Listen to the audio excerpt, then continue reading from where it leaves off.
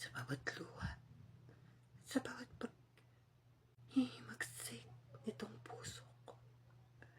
Daig pa ang isang malansang isda. Gusto kong ipahatid. Talaga lang. Kasi, nakakaasar. Wala nang ginawa sa buhay ko kung pagsabihan ako, kala mo, may baon kang kutong. Papasok ka lang naman. Mag-asawa naman kayo. Sa trabaho. Pero, madaling araw, gusto niya ng inihaw na isda. Nagki-craving, madaling araw. Papasok pa ako na sa office. Kahit chiminiya namin, kailangan ko linisin everyday. Nahati ko nga yung 15 minutes. Dahil 2 hours na lang yung tulog ko. Trip niya daw hindi natutulog. Minsan niya tinanong ko siya, "Are you afraid in your bed?" Ako lang naman yung katabi niya. At least, nung sinabi niya sa akin, yung tunay, wala akong nagawa, kundi tanggapin. Naintindihan mo? Oo, pero, ano pang ginagawa mo? May litanya ka ba? Bago matulog, bakit ka nagtututbrush? Baka basa yung buhok mo. Baka madami kang koto. Yung kanyang katabi. Wala naman. Lakas daw akong humilik. Paggabi daw naninipa ako. Tapos lagi daw ako nananaginip. Na parang lumulutang. Sa tingin niya. Kaya pala, natutrauma siya. Paggabi, parang horror film. Ang big, diba? Saan ka pa? Gusto mo bilhin? Yung buhay ko. Mag-ready ka na ha. Babayaran mo. Saka na yun pag lumala. Pero, hindi ka ba natatakot? Tatakot. Lalo na sa buhay ko. Malay mo, paghahampas-hampasin niya lang ako, diba? Sa sobrang takot niya, diba? Kasi minsan naman kasi nakakabagot din ng buhay. Kung walang mga ganyan, parang walang challenge, diba? Why not kung magpahampas ka, diba? Mas malaki yung babayaran namin. Sa totoo lang. Ano yung design sa buhay? Nik-nik nyo. Depende naman sa nangyayari, diba? Ang sitwasyon ko naman kasi, minsan daw, nagagaya ko yung mga pusang nagdadala ng mga isda sa loob ng kwarto. Gabi-gabi. Minsan nga daw tulingan.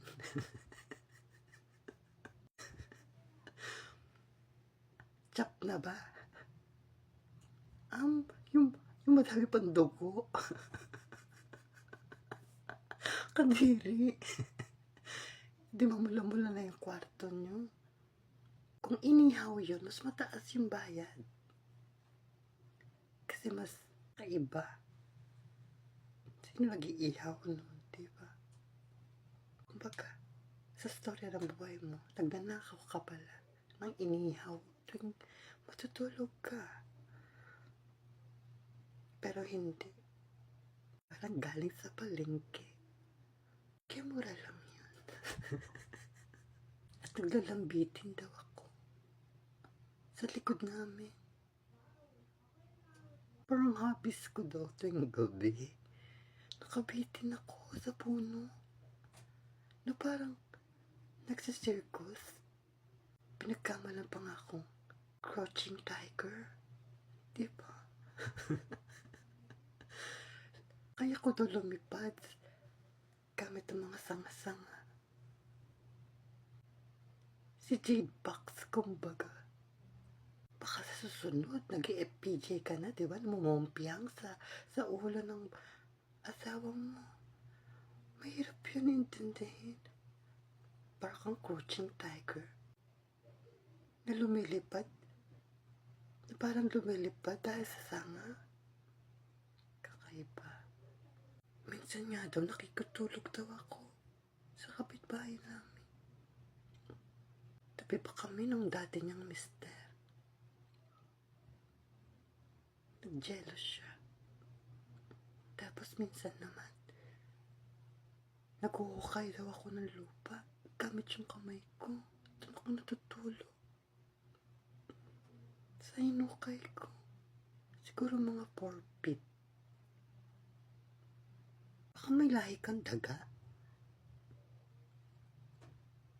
Sa panahon ngayon, maniniwala ka bang may lahi akong Rhinoceros? Hindi na nag-i-instinct yun eh. Matagal na yun. Walang ganun. Kayo ba? Maniniwala ba kayo na may lahi siyang Rhinoceros? Di ba hindi? Maniniwala ka ba? Ako nga. May lahing Luzonensis. Homo habilis. Homo erectus. Wala. Kasi di na nag-i-instinct yun. Hindi ko na nagsabi. Tinanong ko lang. Malay mo maniwala ka, diba? Emma, di ba yun ang pangalan mo? May tatanong ako sa'yo. Mahal mo pa ba siya? Siguro. Social na kasi ako ngayon eh. Kung sino-sino na lang nagiging boyfriend ko. Sabi nga ng nanay ko, napaka-arte mo. Lasyonada. Walang dede. Payo lang yun ng mga magulang niyo. Kumbaga, intindi mo sinasabi ng magulang mo. Parati, hindi lang minsan. Katailan ng kainis ng kasar, pero isa lang ang parangal ng mga magulang. Mag-ingat tayo sa isa't isa. Kumbaga, masarap maging edukado. Kasi yung ginagawa mo, kakaiba. Hindi ka naman iiwan ng asawa mo kung wala kang ginagawang litanya, diba? Nung sinabi mo na, iiwan ako, na manggagamit ako, isa akong baliw, isa akong walang kwentang asawa. Pero iniisip ko na, siguro mali ako. Mali ka sa sinasabi mo. Pero isa lang tatandaan mo. Mas normal yung nanay ko kaysa sa tatay ko. Ano man sabi? Hindi ka naman normal. Ang kailangan mo paranormal. Hindi taga-payo. Sinabi rin ng iba yun. Wala ka naman pala. Ibubog ka. Laman lang mga marites. Chismis. Magkipit sa mga boyfriend. Di naman sa kanya. Lalo-lalo na, nanggigil ako nung nakita ko kayo ni Junjun sa harap ng gate namin. Dala-dala niya yung bag niya. Tapos, pinuto niya pa yung bubong. Tapos, sinira pa niya yung bintana.